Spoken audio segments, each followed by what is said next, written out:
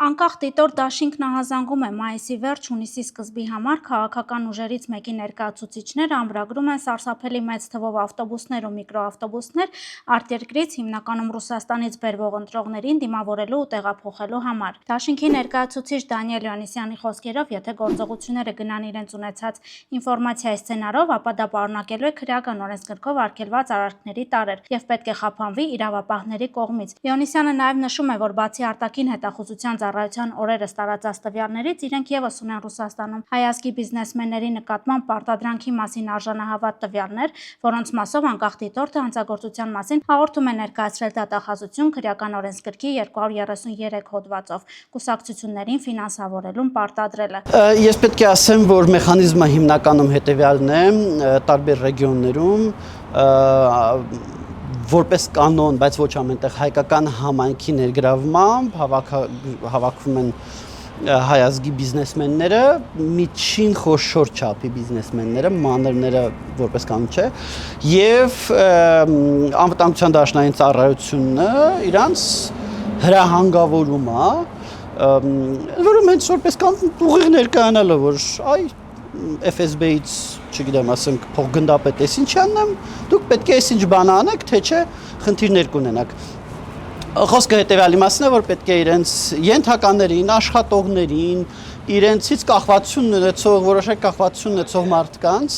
ուղարկեն ուրեմն Հայաստան ընտրություններին մասնակցելու համար, ընդ որում նաև ընտանիքներին,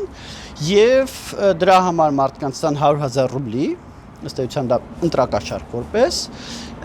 ընդ որում այդ 100,000 ռուբլին տալու են բիզնեսմենները հայ ազգի եւ ոչ թե Ռուսաստանի պետությունը եւ հակառակ պարագայում այդ բիզնեսների համար կլինեն լուրջ խնդիրներ, ընդ որում որոշ ռեգիոններում նույնիսկ ասում են անկախ նրանից դուք ոնց կաշխատեք, ոնց չեք կաշխատի, եթե ընտրությունների արդյունքները մեր համար վատ լինեն, մենք ձեզ կպատժենք, ինչ որ տենց կոլեկտիվ պատասխանատվության բան են մտնում։ Այս երևույթն ըստ էության տեղի ունենում եւ նաեւ մենք տեսնում ենք, որ Հայաստանում եւ ոչ միայն Հայաստանում միջայլուց մոբիլիզացվում են ավտոբուսային ծառայություններ մատուցող ընկերությունները։ Մամուլում այս օրերին տարբեր ահազանգեր են հնչում, Հովհաննիսյանից հետաքրքրվեցինք, խոսքը քանի մարդու մասին է։ Քանակի մասով մեր դատողությունները ավելի շատ հետևյալ վերլուծության վրա են հիմնված։ Հայաստանի պետական սահմանը օրական հատում ամեն ուղղությամբ մոտ մի 15,000 մարդ։ Եվ որից մի 10,000 օտարերկրացի է, մի 5,000 Հայաստանի քաղաքացի։ Որ փորձում ենք հասկանալ, թե ինչքան մարդ կարա այդ կոնտեքստում գա, որտեղ պետք չի սպասել, որ հունիսի 6-ին գալու են, հունիսի 8-ին գնան, էլի, ավելի շուտ է սկսելու։ Ինչքան մարդ կա Ռուսաստանում, որ Հայաստանում մնալու տեղ ունի, որ կարա գա, ինչքանն է ողջամիտ ժամկետը, որ ժամկետով որ կգան, հա, պարզա չեն գալու մարտին եւ գնան օգոստոսին, հա, մի քանի շաբաթ Հայաստանում մնալը օքեյ է, բայց կես տարով ոչ մեկ ընտրողին չի ուղարկելու Հայաստան։ Այս կոնտեքստում մեր գնահատականները մոտավորապես 80-100,000 մարդու մասին են խոսքը, բայց դա ասում եմ մոտավոր վերլուծական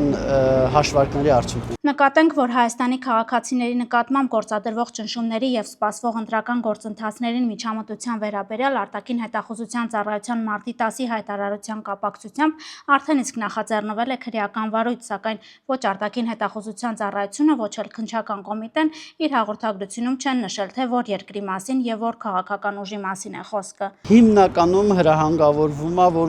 ում կասեմ իրանց էլ կընտրեք։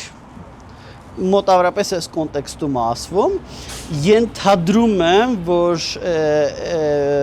Ռուսաստանի իշխանությունները նաև Մոլդովայի փորձը հաշվի առնելով մտածում են, որ կարող է ինչ-որ մի ուժ մրցապայքարից հանվի եւ որպեսզի վերջի պահին չսկսեն ասել, չէ, այս ուժին չեք քվեարկում, այն ուժին եք քվեարկում, բան անեն, ուրեմն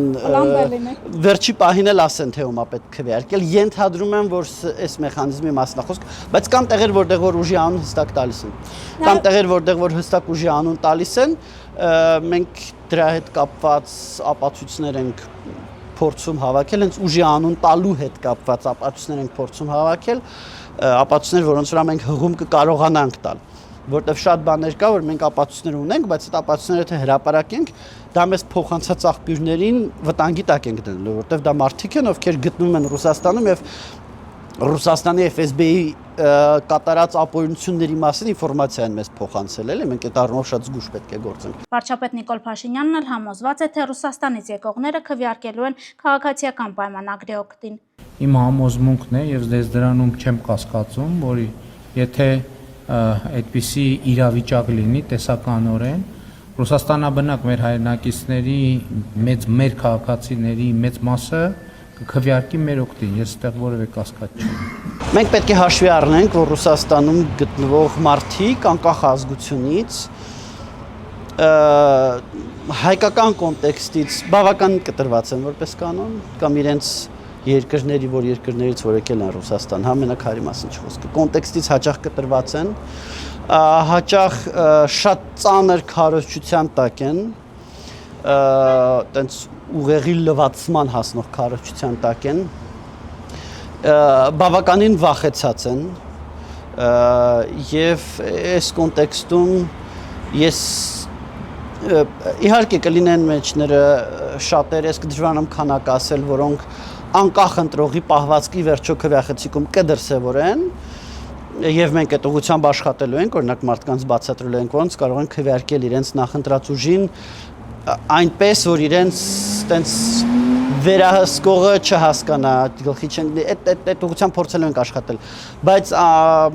ինձ թվում է այնտեղ ընտրողների մեծ մասը վախեցած են եւ առհասարակ այնտեղ ընտրողները գիտեք չգիտեն ինչա ընտրություններով ձևավորել իշխանություն, չգիտեն ինչա ընտրություններ, ինչիա կարևոր քվեն, հա, եւ դա այս կոնտեքստում ինձ թվում է ազդեցություն ունենալու է։ Հավանիր տեսանյութը եւ բաժանորդագրվիչ նորությունները բաց չթողնելու համար։